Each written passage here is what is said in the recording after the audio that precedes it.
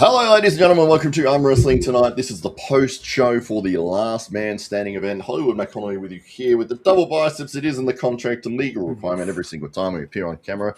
The man to my left could be to your right, depending on what side of the screen you're looking at. It is none other than the Master of Disaster, the King of Sting, the Count of Monte Cristo. It is Thunderlips, the Ultimate Male. It is your friend and mine. It is the winner of the Dave Stockbridge of the Year award, the illustrious award held by the illustrious man with the illustrious beard. It is none other than Dave Stockbridge. Well, thank you very much, Hollywood Matt Connelly. And this is your post-event breakdown. And we've got our winner here on the screen right now, Ryan Bowen. Ryan, how does it feel now watching it back and in its final form? No longer just the clips and the snips from YouTube. Now the world can actually see the event. You've seen it for the very first time yourself just then. What are your initial impressions?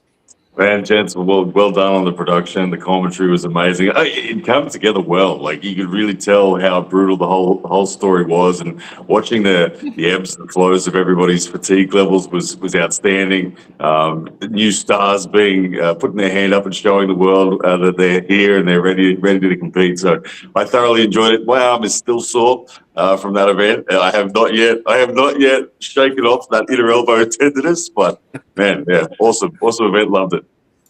Well, you've got people coming from the four corners of the globe. Of course, Ryan's coming to you from India. Matt is back home in Adelaide, Australia, and in Canada. Matt, perhaps you can introduce our Canadian guest. Absolutely. From the Through the Fingers podcast, it is none other than the judge himself. It is Brian Parliament. Welcome to the show.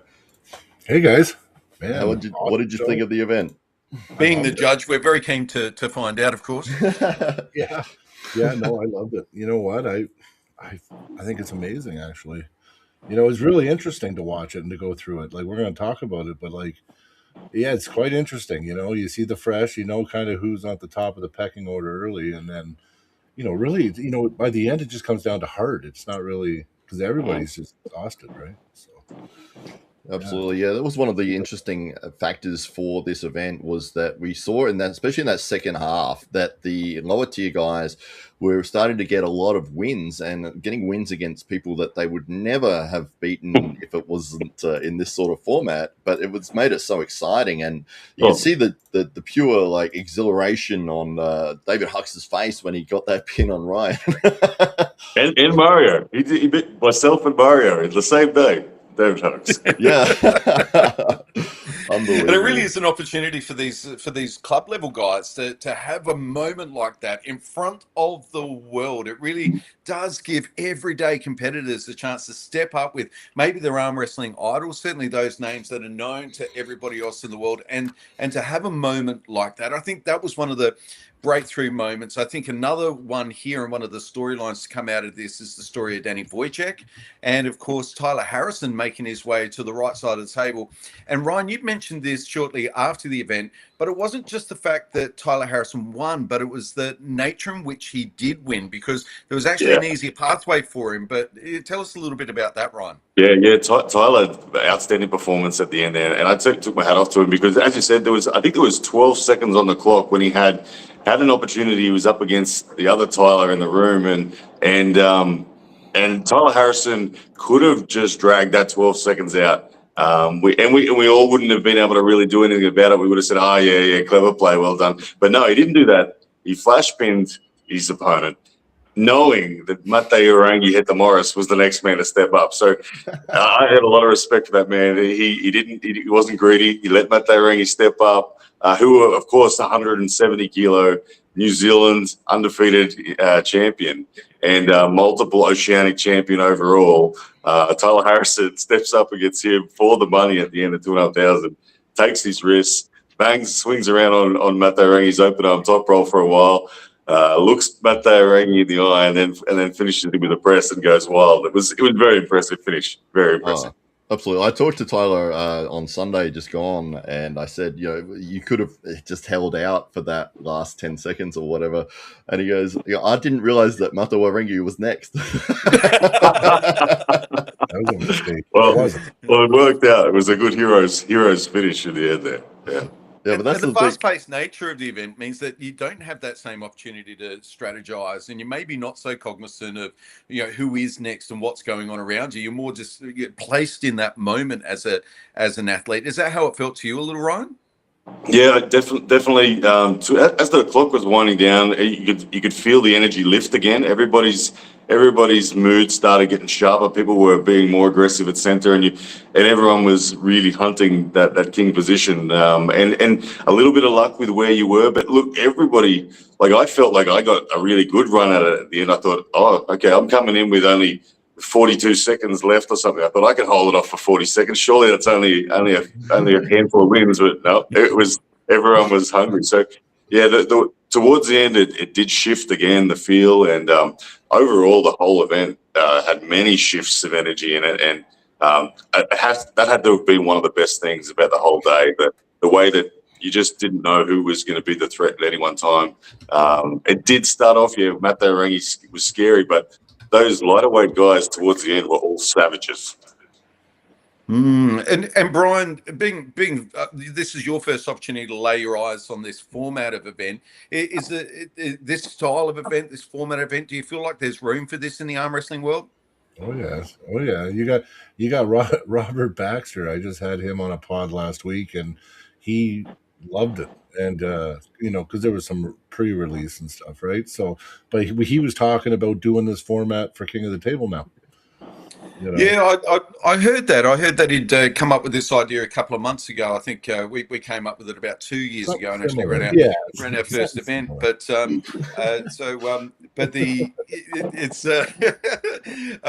yeah, and I guess it could be a shift in that direction. I think the reality is to have these a format of the sport that's highly watchable for fans and those casual observers alike. It might just be sports fans that just tune in almost accidentally, but can easily fall in love with the sport when they see it presented in this way. Because I think to the layperson, this is what arm wrestling is all about. It's like get in there, have a go, and then move on. Let's keep things going. It's also the rule set, like the way it was set up.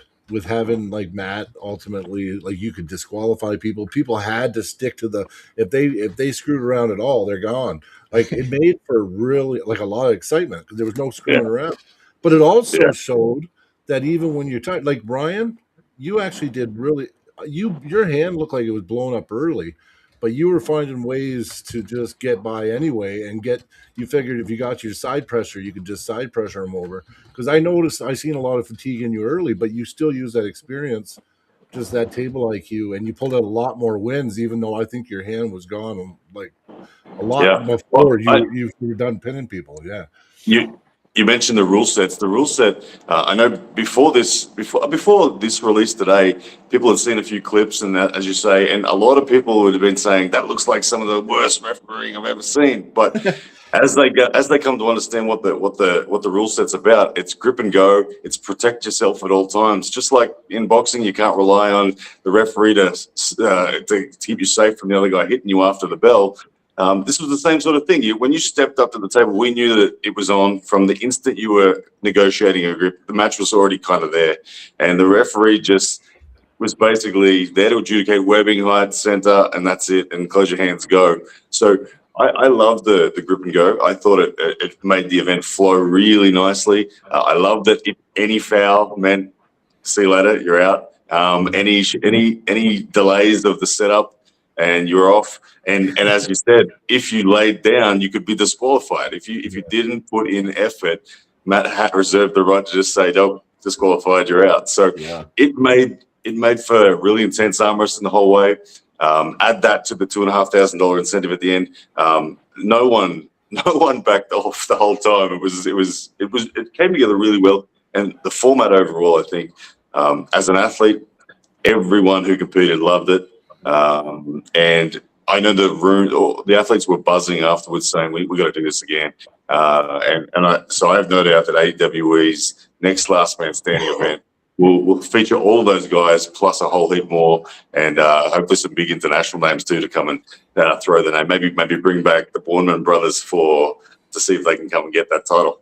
It opens Yeah. up a lot of possibilities of different matches, and just the thought of, like, if we put these guys in the last man standing format, how would it play out and who would win? And the argument that a lot of people say is like, oh, if Devin Larratt was in it, he would just hold the king position the whole time. But you do get tired, and we found that you guys probably 4 wins in a row was the most anybody got.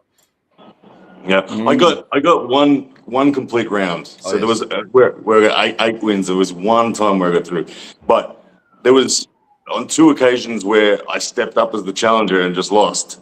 So it's the fatigue was real, and if you think about the top guys in the world, if there was a Levan and a Devon and everybody in it, people, it's very interesting. The debate becomes all of a sudden a whole lot more interesting because Levan is the clear number 1 in the world when we're talking one-on-one. But in this format, it becomes a big question again. And yeah, everyone talks about Devon's endurance, but can Devon be that endurable when he's got the likes of Michael Todd and Hermes Gasparini and Jerry Caderet and Morozov and all those other guys in the world? Like it's I don't even actually know who wins that. Can Levan get a big enough lead at the start that he can hold on to that lead? There's a million questions, and that's what makes sport amazing is people arguing about the outcome. And if the less certain the outcome is, the more amazing the viewing experience is. And that's what I love about this format. It delivers a viewing experience where you do not know who's going to win at the end, and you do not know who's going to be the last man standing, and it's savage wars the whole time. Absolutely. And isn't that the point? Like there are 2 winners there, so there's that argument over, well, who would be that, but who would be the man with the most pins at the end? But then on the other side of it, the real winner here is the last man standing. That's the title that comes along with the event, last man standing, and that could be anyone.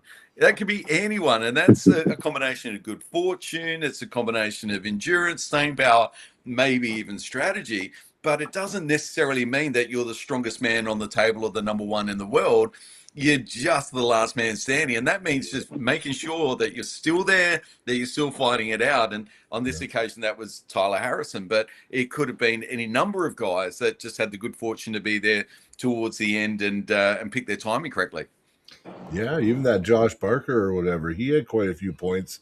I was shocked because I thought the big weight discrepancy he would have been, but he did really good. Really, I'm really impressed with him.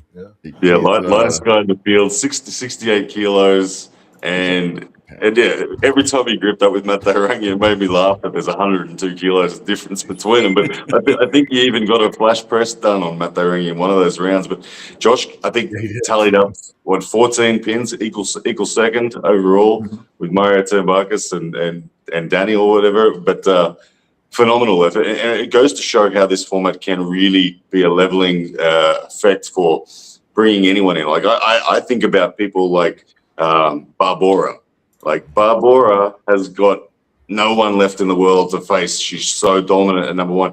This is actually a format where I think women can compete with the men. From what I saw, the fact that Josh Barker at 68 kilos came second and was flash spinning Matteo Rangi and myself and all that sort of stuff towards the end shows that as this levels out, it becomes very quickly possible for anybody to compete. I know that Chetna, my fiance Chetna, was there with us in the room. She was wishing she had been competing at the end of it. Like before the event, she thought, no, there's too many guys there. I won't do it. But watching it unfold before her eyes, she was wishing she was in there because I have no doubt she would have been getting pins towards the end. And if she had had a super match with me at the end, she would have crushed me. So it's a good form for giving everybody an opportunity to compete. How crazy would that be? You know what? You're watching, and Chetna comes to the table, and she's like, boom, and a hook, and then she just, bam! Exactly. That would be so amazing. It would be so good. The viewing would be so good seeing Chetna hold off Matt Tarangi or something like that. Like, that'd be brutal. And the thing is, people like Levan and I think at first there might be hesitation from the guys that are big, top-ranked guys saying, but I don't want to lose my reputation. I don't think you do. You don't lose your reputation by getting pinned in a last man standing. It's a different beast, and it's just another category of arm wrestling. You might be the overall one-on-one champion, sure, in your region, in the world, whatever. But to be the last man standing champion takes a different kind of physicality, and I think that's good that we can explore that as a sport. I love the fact that there was no fouls. Like, we had one elbow foul on Matawarangi, which I think he was pinned as it happened anyway. And there was a slip early on from Josh. He was against Matawarangi again, surged. Matawarangi countered, and Josh let go, and the referee said, "You're out." So, in an hour of arm wrestling, 2 fouls. That's it. That's, You also think about like the way some of the big matches have gone when Devin Larratt's facing Gennady Kvikvinio or something like that. How long some of the setups and how much tension there is between referees and everything. We didn't get any of that. We got a lot of action. And I don't know what the fans ultimately want. The true test will be the viewership. Do people enjoy watching this? I certainly did. I think that the format highlights the arm wrestling, highlights the sport. The right person ends up winning, the grip and go, all those factors, the no fouls. I think it's the perfect combination. I want more. I want more. I think clearly AWE has 2 very different audiences. I think there's the audience of arm wrestling fans, people that are very into the community would know AWE, and they might be interested in the regional aspect of Australian arm wrestling. They're kind of your arm wrestling geeks. It's a pretty niche kind of group of people. It's not a massive audience, so to speak. But the other group is actually even more niche, and it's the influencers within the sport, and it's the people who are calling the shots in the sport. We know that from our experiences with our previous events, with the adoption of our rule set that we've now seen essentially lifted and utilized within other promotions. And so there's obviously all eyes are on whatever AWE are doing. And my feeling is that regardless of whether there's 10,000 people that see this on YouTube or 100,000 people that see it, or 180,000 people as it's seen your match with Mazahir, Ryan, the 180,000, to me, I think the impact of this event will be like one of those songs that comes out and isn't not necessarily number one, but 35 years down the track, you still hear it on the radio. I think that's what this moment is for arm wrestling. I think it's one of those moments that changes the course of where the sport goes. And my feeling is that where this format goes forward from here is one it democratizes the sport because it means that a David Hucks can have a moment with an international level competitor. 2, we all know David Hucks. Matt and I might be a David Hucks, so Brian maybe as well. We can all have that moment on the table. All of a sudden, there's a chance for us all to be stars for a little bit in the eyes of the arm wrestling world and to be a name that's remembered. But for people around the world to now have an accessible, democratized form of the sport that's also highly watchable for the casual observer, I think is genuinely a game changer and something that'll people will remember long beyond necessarily the intricacies of this event. I just wanted to address this comment here from Ashley Hoyter. She says, surely an Oceanic Women's one is on the cards. We are going to run an event in New Zealand in August. So you can jump in on that one. And as we have discussed, I mean, it doesn't matter what your skill level is. People get exhausted and you Ashley would have fitted into that last man standing so well. I mean, she's strong, actually, and I have no doubt she would have been racking up a lot of pins in that format. So get amongst it, Ashley. I think this is a genderless form of the sport as well, and I think a great opportunity for women to dovetail in, especially those stronger women like an Ashley Hoyter, and we do know some of those big names that are out there that are kind of struggling to find competitors of their own level. This is just another great opportunity for those really strong women to test themselves in a whole new way. So that is an announcement that we. I want to say that when it comes to the level, we all know there are levels in arm wrestling. Sometimes you grip a guy and you think, I can't even comprehend where his level is, and then you see that guy get the same treatment from another guy, and then above that guy is Devon, and then above that guy is Levan, and all this kind of stuff. And you think, wow, there are some significant levels. Now, if you looked at if you had to have ranked the competitors in tiers as such at AWE, we might have had 4, maybe 5 different tier athletes in that lineup, and yet, what I found fascinating was I could feel in myself that it didn't take that much fatigue in me to all of a sudden be down. Now Tyler Harrison is taking my wrist. Okay, now David Hux is taking my wrist. Like it showed me that the levels are actually closer than people think they are. Like they're not that far apart. Yeah. Well, Brian, how do you think you would go in this sort of a format? Oh man. Who, me in this format? Yeah, if you were, I know you're injured at the moment, but if you were 100%. No, I'm not.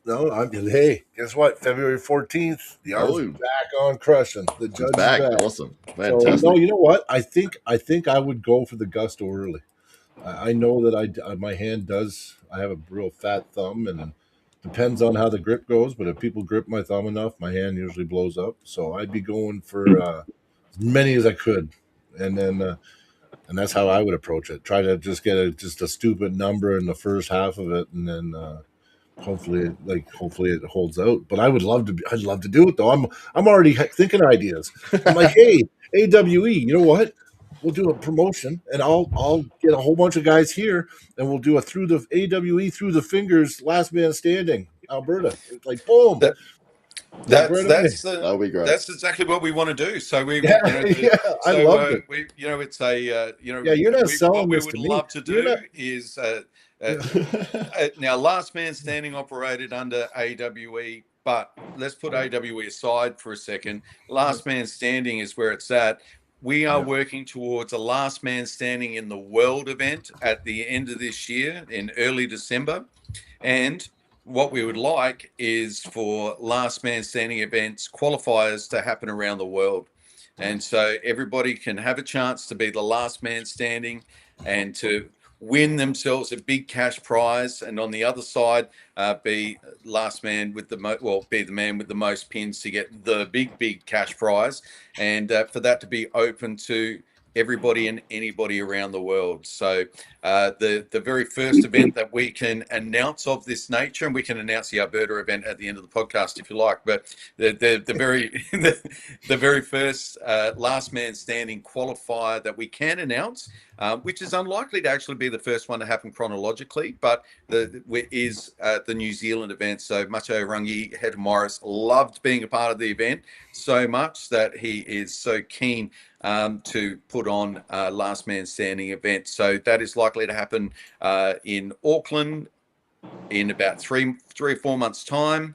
We're going to nut out all the details, but we can announce last man standing will have its first event announced outside of Australia in New Zealand. And so, but Alberta might be next on the calendar. So, if we can get last man standing events happening around the world, get these qualifiers happening, right, that gives Ryan the opportunity to jump on a plane and scoop up as much cash as he can. And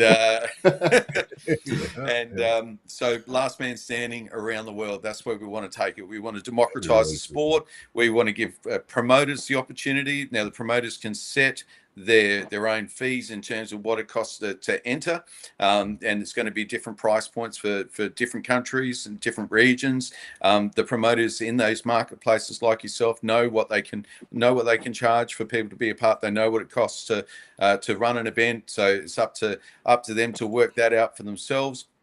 But we can announce that last man standing in New Zealand will be happening, and we certainly hope there'll be a similar event in Alberta and everywhere around the world where arm wrestlers might congregate. Yeah, the formats, you can put it anywhere. Yeah, and you can just imagine the names like you have a look at the list of the competitors, and it's like, oh, this is going to be interesting because you're going to see a ton of matches between these people throughout the hour. It's not like that super match where maybe somebody runs away with it 3-0, 4-0, or whatever.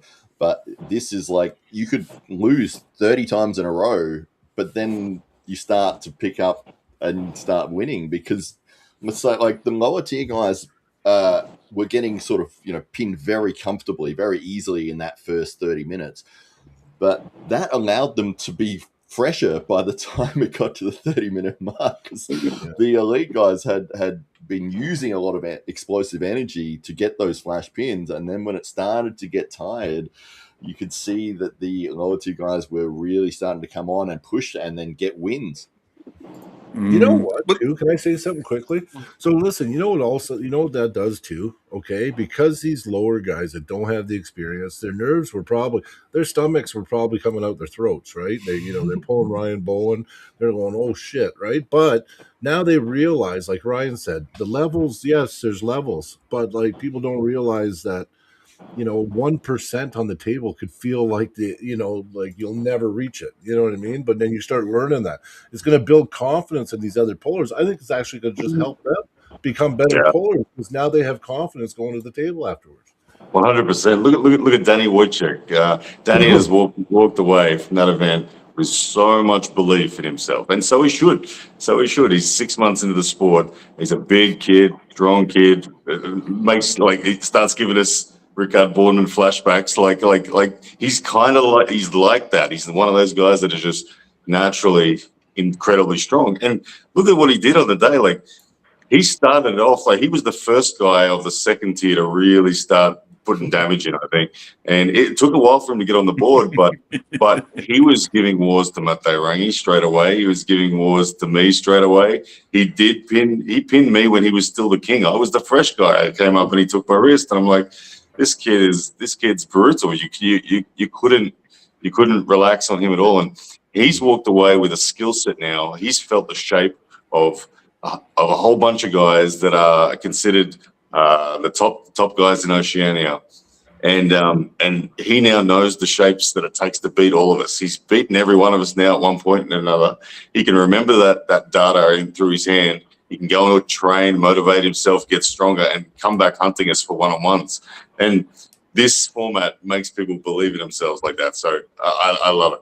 Yeah, I love the fact that with the traditional super match, if you're trying to build somebody's reputation or whatever, you might have one match, and then 3 months later, you might have a second one, and if you've got that sort of a flow going. But with this, how many? We had 113 matches in an hour, so Danny pulling all of the top guys multiple times, and regardless of I lost a few at the start, but then he started to turn it around and get the wins. It's a marketer's dream as well. I mean, if you guys need highlight footage now for any of these dudes, you got it in spades. I mean, it's so easy. 100%. Yeah, you're right. You know what? You got highlight footage, you got intro, you got highlight videos for each of the competitors if they never had it before. It's a really good production too. So now they have a really good production they can use as their portfolio, right? So. Well, and this is one of the beautiful things. I had the benefit of having some of this footage a little bit earlier, and a sponsor that we've been talking to for some time in the background, working on, who liked what we did, like the look and feel, but they don't know anything about arm wrestling apart from what we put in front of them. And so, they've just seen a couple of matches, and look, I wouldn't say they were super excited at the format, the super matches. They, the whole production seemed to take a little while. You could see that they were maybe getting a little bit distracted as they're watching through a full match, or not even like half a match. This had them captured like that. For a promoter to be able to take this footage and to put it in front of a potential sponsor and say, that's the product that we're delivering is golden, I think, for any promoter. And now any promoter that wants to run a last man standing event in the world now has the template. They now can show that sponsor that footage and say, this is what we're doing. This is what you will be a part of. And this is all building to a last man standing event at the end of the world. And what we really want is for promoters around the world to really take ownership of this and to really own this and to say, this is an opportunity for us to be able to elevate maybe a few of our guys and put them in a spotlight that they would never have the opportunity to, and to otherwise. And so, or to accelerate the progress of maybe one of their young up and coming stars like a Danny Wojcik, to give them a profile and to give them something they can springboard their social media profiles from. And, all the promoters that are in the sport, are doing it with a good heart. No one's making millions of dollars out of arm wrestling at the moment, but they're doing it with a good heart because they want to see the people around them rise and to have those opportunities. And that's really what I feel like this format that we've stumbled upon does and delivers, and gives promoters the opportunity to provide to their local communities. So I'm super excited about that. That's something that we've been passionate about. When all three of us started this, those 5 years ago now, that was really top of mind in what we wanted to do. Give athletes a profile, a platform, so they can go pro and make arm wrestling their full-time endeavor. I like this comment here from the Drew, who says 100 plus matches in that hour for this format, or one Devon match in that same time frame, or 2 foul losses in WAC. I love the from the commentary perspective as well. Like, I normally when I've commentated a lot of super matches, and you focus just on what's happening in that one match, the technical stance, or you can't really expand beyond that. Where listening to you guys commentate this event, I love the back and forth with Dave, you crossing to the behind the scenes, getting the energy of people throughout the event. You not only had the match to commentate on, you had the overall story to commentate on. You had the overall flow of who's becoming fatigued and who's becoming resurgent, who's looking good in the back end. And it just added so much more depth to the viewership experience. And so I think I can't fault this format. I truly can't. I wouldn't mind talking about the scoreboard for a little bit, because Ryan, you ended up with over 30 pins in the end, and there was a long way back to second place. So that was one of the stories there. You got out there early and racked up those wins. Now, to a layperson looking at that, they might think, well, Ryan's obviously 3 times better or twice as good as all the other guys, whereas in reality, that's not the case. That you wouldn't be twice as good as these guys. But in this format, you were able to stretch out a points lead that was double of the peloton, you would say. Yep. But at any moment, there was potential for you to have a Brett Coots moment and for something to go. And then sitting back there, and this was something we were talking about before, the leveling effect of this type of format was a group of maybe 4 guys that any one of them could have then emerged as that most pins $5,000 winner. It could have gone either way. Yeah, I was tense on the when it came to the overall leaderboard. I was anxious until about the 40-minute mark, and then I thought, okay, I don't think anyone can catch me now. I'd seen a few fade, but like there was a time where Mate Orangi, to me, like early on, it was Mate Orangi was the biggest threat for sure, and he looked good, and I thought to myself, at any point in time, like he's so strong, I thought that at any point in time the field could just start flash pinning everybody.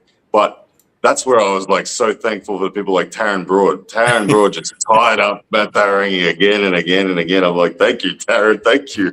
Because I was fearful that I was going to be the only one able to put bullets in the Mate Orangi. And I thought to myself, if that's the case and I'm the only one putting bullets in, let's say me and Mate Orangi are somewhat even head to head.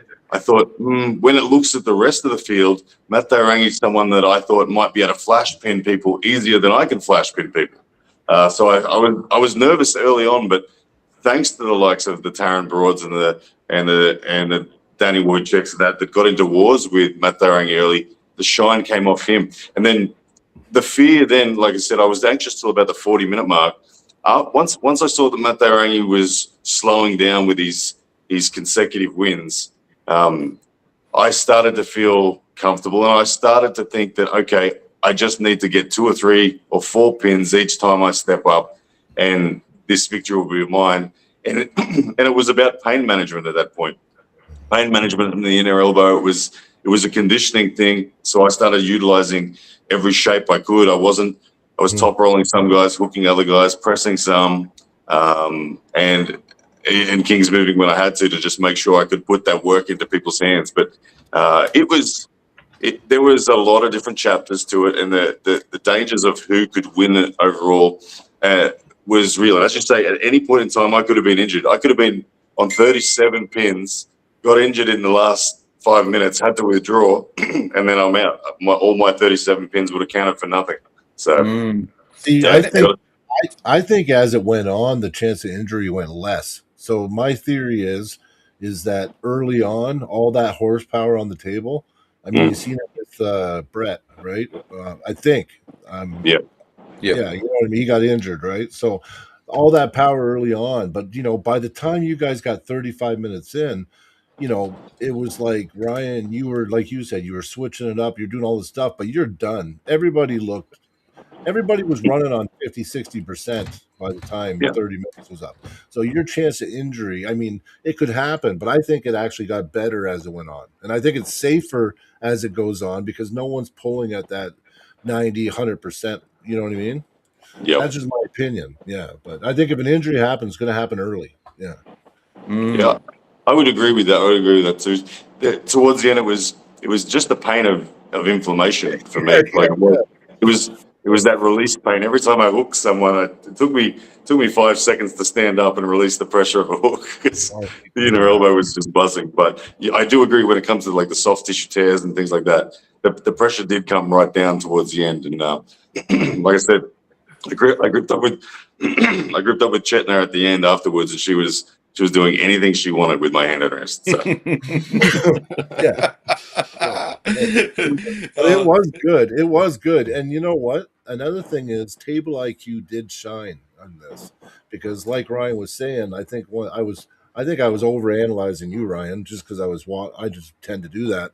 You were changing it up using that table IQ. You were actually like, I seen you make little changes where you thought about you're going to do something, and all of a sudden I seen you just kind of go up, and I'm like, no, he's actually going to top roll, or what I mean. I could see you changing it up. So this this is not just about heart and endurance. It's about I mean, all the factors come in. Yeah, it's if you're a specialist in one technique, and then when you're exhausted, it's very hard to keep going. You can see Ryan using all the three main techniques. He uses King's move. Josh Barker was jumping back and forth between top rolling and pressing, and he would hook every now and then. But the guys that were sort of always on their bicep, I think they gassed out fairly quickly. Yeah. Would you prefer which style of arm wrestler would do better in this format? A Michael Todd style arm wrestler or a Vitaly Laletin style arm wrestler? Someone who's digging in forever, or someone who's flash spinning everyone? Well, who would you prefer to be? In the middle. I want to be versatile. I want to be Brzezinski. I can't help but feel like Michael would be so annoying to have in the draw. You'd be like, oh, buddy, I got Michael again. Like, I don't know if Michael would be ahead on the numbers for his tally, but he would. He would routinely wreck everybody's day. That's for sure. He'd wreck everybody's day, and he'd burn the clock, so you wouldn't have as many matches. Yeah, where someone like Vitaly, obviously, that if you're a specialist flash spinner, you can rack up some quick wins and that as well. And so this is why, and the fact that these questions exist is why I want to see it again with more elite pullers, because I don't know. Again, the big question is Levan the number one in the world in this format? I don't know. I don't think I would actually vote against Levan in this format just because of what we've seen when the power does get matched a little bit and he gets put into, like the Hermes match I'm thinking of, right? So he gasses. Like when you start getting close and he has to work and he's not just cupping you to the pad and dragging you down, he gets tired, right? And I think Levan would do really well until he didn't. Yeah. So there's no doubt Levan would be on like a 10-15 point. Oh yeah. Before he got pinned or something, I think.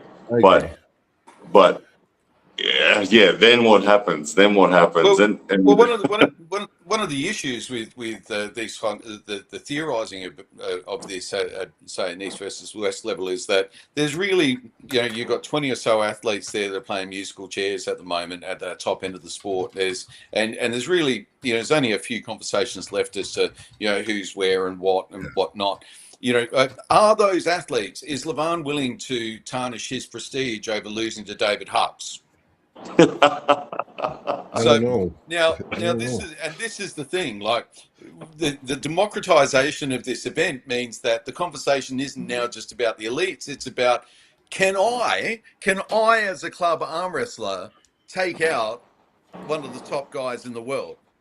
And yeah, there's well, only one way of finding out, and that's by joining a last man standing event Yeah. in your region and going through the qualifier and making your way to the last man standing in the world. That is the only Dave, way you can answer that question. if you manage to get Levan in the last man standing, I must insist on being there because the prophecy of me pinning Levan at some stage of my life must come true. Well, it probably would. This would be the way it would happen. You're still young enough, Ryan. You could Just get to gotta make number sure one that you got still. I Danny mean, look Wojcik at standing in Hutchings, the line man, in front of 60 you. years old now. Right? Like, Gotta move listen, up. I don't rule nothing at it anymore. And you know what? This is a tendon sport. So listen, guys, as long as you keep pulling, you are going to get better and better every year. Every year you're going to level up, and you can do it till really high, like an old age. So the sky's the limit for anybody. Like even if you're like me, I was 43 when I found arm wrestling. So Wow. Yeah. and like, and I'm probably in.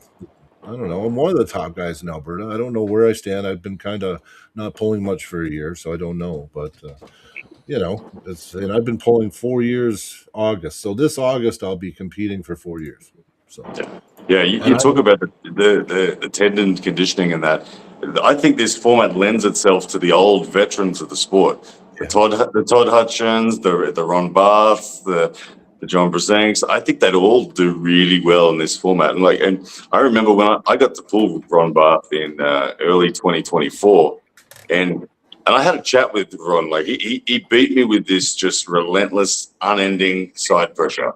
Off the go, off round one, I moved it left to center for me.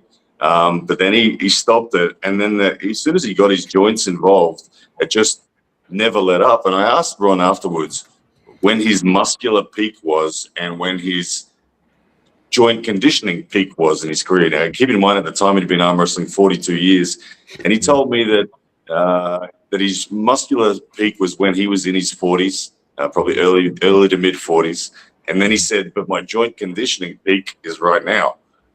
So at 62 years of age, he feels like he can lean on his joints harder than he ever has been able to. So I think being able to lean on your joints in a last man standing is a very good thing. And I would love, how good would it be seeing someone like Ron Barth pinning Levan towards the end or something like that, or Todd Hutchins. Crazy George, man. Crazy George would do it. Crazy George, yeah. And so, I know this is difficult for our American friends sometimes to kind of get their head around, because we often make comparisons between what we're trying to do with the UFC, but also with cricket, and we've seen an evolution in cricket from the long form of the game, which takes 5 days to play, to a one-day format, which was a bit more exciting 40 years ago, and then about 20 years ago, 2020 cricket came about, which is your big bash. It all happens in a couple of hours, and you get all the action, all the best bits, all the excitement, and that's now one of the most watched sports in the world. And that's what we've been trying to achieve here. Now, one of the interesting elements to 2020 cricket when it came about, because it didn't require the stamina any longer to stand in a paddock for 5 days or even for a whole day. A lot of the old names, the retired names of the sport, came back to it for 2 reasons. One, it was less physically, it required less physical exertion. And 2, there was more money in it because it was a more watchable version of the sport. And so you saw people like the greatest bowler in the world to have ever lived, Shane Warne, coming out of retirement, 2 years out of retirement, and doing amazing things in 2020 cricket. well beyond his perhaps career peak, which might have been 10 or so years earlier. But showing a whole new generation of fan, as somebody, one of the greats, one of the best to have ever done it, and being able to, where that younger generation all of a sudden got that opportunity. And it is this version of the sport that does the same thing, where it may be still you hear John Brzenk say, "That's it, I'm out," that I'm done. But is there still an opportunity for a 10-year-old in 5 or 10 years' time to go along and see in person John Brzenk competing on the table and be able to then shake hands with, or even better, competing against the John Brzenk and saying, "I gripped up with that man," then telling his grandkids about that story, and that's again one of the exciting aspects of this sport, that we add even greater longevity to the careers of athletes who no longer feel compelled to prove themselves to be the best in the world, but still want to jump on the table and have some fun in a format that gives something back to the community, and that's just another aspect of this. Whatever way I look at this format of event, there seems to be benefit for all of the stakeholders involved, and I think when you get something right, that's what invariably happens. Yeah. Absolutely, yeah. Well, so we look at final thoughts, and we'll wrap this up here. So overall, I think the event came together very, very nicely. I loved the fact that everyone was trying so hard in every single match. We had so many wars. There were so many upsets. There was the storyline throughout the entire thing. And it was building towards that 60-minute mark where you didn't know who was going to be in that king position, which kept things interesting the entire way through, because it wasn't just about, well, somebody's got an insurmountable lead and they're not going to be able to be caught. It's like, well, it doesn't matter about that, because they've still got to hold the king position right at the 60-minute mark. So, yeah. But Brian, your final thoughts on that one? Final thoughts, I thought it was awesome. I thought, honestly, it allowed people that maybe would only hook most of the time. I seen some, you could tell there was some stuff going on the table that they weren't very good at, but they don't normally do, and now they're doing it, right? So now you're seeing a war between a guy that normally hooks and the guy's top rolling, and King's kind of open hand top rolling, and he's doing different stuff. I think it's amazing. I think it's entertaining in the beginning with the how explosive it is. It's entertaining in the middle because now you got real matches, and like everyone's tired. Now it's getting exciting, right? Because now, like I said, you're seeing guys do stuff they would never do before on the table, right? And then at the end, you get to see a lot of heart. I don't know. It covers everything for me. My emotions through the whole thing watching it, I had all of them. Like I had all of them. It was good. I really liked it. Fantastic. Well, thank you, Brian. Ryan, final thoughts? Yeah, I think that this format is it's special. I think that it is a bit of a game changer for the sport. I think it's a new inclusion, and I think it's going to take a different type of athlete to be a dominant last man standing puller. I think that the one-on-one style stuff and the tournaments of old, the double elimination tournaments of old, they were their own entity, and you had to be a certain style of athlete to be able to win one of those things. I think last man standing requires a style of athlete that no one has really specialized in before, and I think it gives us it gives every athlete out there another problem to solve, and it's a complex problem. And I love that it gives even people like Lavan a complex problem to solve as well. I don't think there's going to be any shame in not being a last man standing champion if you are a one-on-one specialist.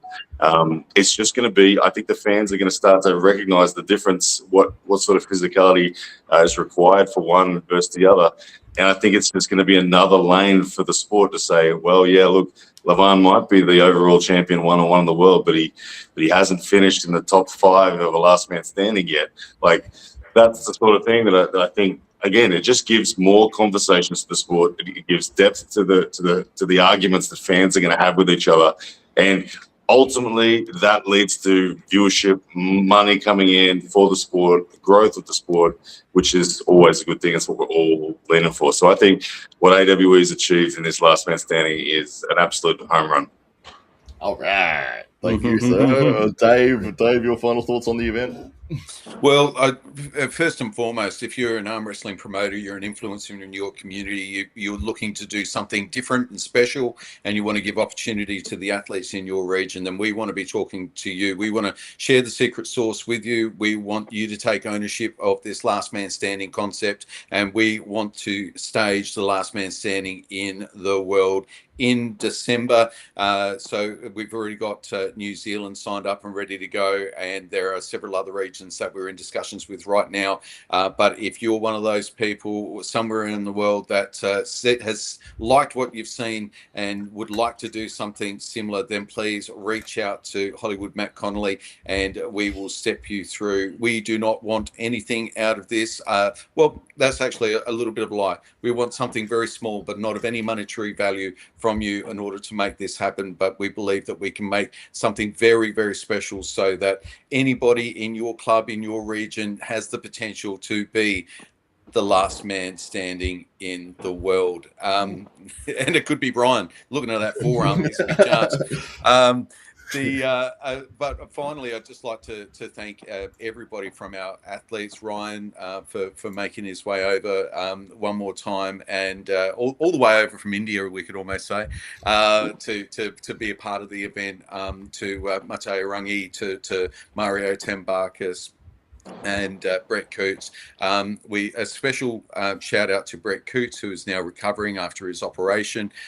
His arm looks absolutely terrible. It's bruised from the wrist all the way down to beyond the elbow and into the tricep. And one thing we do know about Brett Coots is every time he's injured, he comes back even stronger. So we can all live in fear of that. But the reality is that it's always a bitter pill to take when you see somebody great like that hurt themselves so severely as well. So we hope to see Brett back on the table very, very soon. I'd like to thank all the guys that are involved in the production, to Paris, to Hillary, to all of the hard work that's gone into making the event possible, to the balance of our athletes that are involved, the local guys, Taryn and Tyler and Danny and Huxley, and the guys that really made it possible, to Josh Barker, all of the guys that were there. They know who they are. That was great. To the crowd that was there that came to support from our local community, from the SA Titans and beyond, thank you so much. Your ongoing support of AWE is something that we're very, very, very much cherish and very grateful for. And to all of the arm wrestling fans that continue to support AWE over the last 5 years from the beginning to now, who have hung in there with us as we've tried to hang in there ourselves. We absolutely love you and thank you for that support and for your love of the sport. And so it's with all of that I have finalised my thoughts on it, and I can't wait for the next one. Absolutely. It should be a lot of fun for the rest of the year now we've got this new format, and I'm so happy that people actually can now watch it and they can see how it works, how the rule sets play out, and there's not going to be any questions as to how does it work. You're going to have a great understanding of it. So very happy to be able to put the event out, and appreciate everybody for supporting the event. We had, I think, 60 live viewers throughout, and lots of comments. We've got some great chat comments in here from some of our supporters, the Drew, Mr. Peanut, Hillary, and we really appreciate everybody who has contributed any of their time to watching the AWE. So we will sign off here, guys, and we'll say thank you to everybody again, and I hope you have a great rest of the day. See you guys.